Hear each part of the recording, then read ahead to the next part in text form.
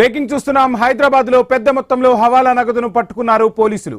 ఒక కారులో తరలిస్తున్న 4 కోట్ల నగదును వలపన్ని శామీర్పేటలో పట్టుకున్నారు. 2024లో హవాలా డబ్బు కేసులో ఓ వ్యక్తి పరారయ్యాడు.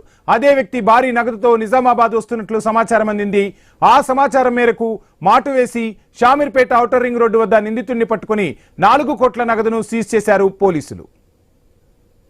ఇదే అంశానికి సంబంధించి ఫుల్ డీటెయిల్స్ మా ప్రతినిధి ప్రవీణ్ అందిస్తారు. ప్రవీణ్, హైదరాబాద్ లో పెద్ద మొత్తంలో హవాలా డబ్బు పట్టుబడినట్టుగా తెలుస్తుంది. ఫుల్ డీటెయిల్స్ ఏంటి ప్రవీణ్?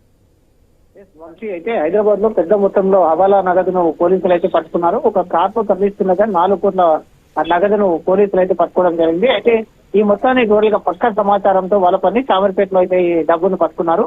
2024లో గత ఎన్నికల్లో సమయంలో కూడా ఈ యొక్క హవాలా డబ్బు తరలిస్తున్నటువంటి వ్యక్తి అప్పుడు పరారైన నేపథ్యంలో అదే వ్యక్తి మళ్ళీ భారీ నగదుతో నిజామాబాద్ నుండి హైదరాబాద్ కు వస్తున్నట్టు సమాచారం అనేది ఈసారి పక్క సమాచారంతో ఈ యొక్క మాటు వేసి పోలీసులు శామీర్పేట ఔటర్ రింగ్ రోడ్ వద్ద నిందితుని పట్టుకుని 4 కోట్ల నగదుని కూడా తీసేశారు. ఆ వ్యక్తిని కూడా అదుపులోకి తెస్తున్నారు.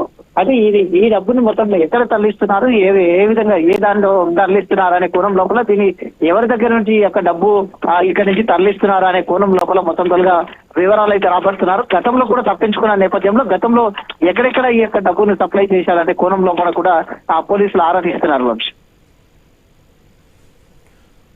Right, thank you Praveen.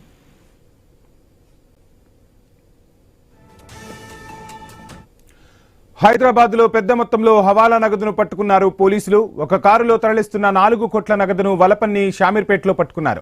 2024లో హవాలా డబ్బు కేసులో ఓ వ్యక్తి పరారయ్యాడు. అదే వ్యక్తి భారీ నగదుతో నిజామాబాద్ వస్తున్నట్లు సమాచారం అందింది. ఆ సమాచారం మేరకు మాటు వేసి శామీర్పేట ఔటర్ రింగ్ రోడ్డు వద్ద నిందితుడిని పట్టుకుని 4 కోట్ల నగదును సీజ్ చేశారు పోలీసులు.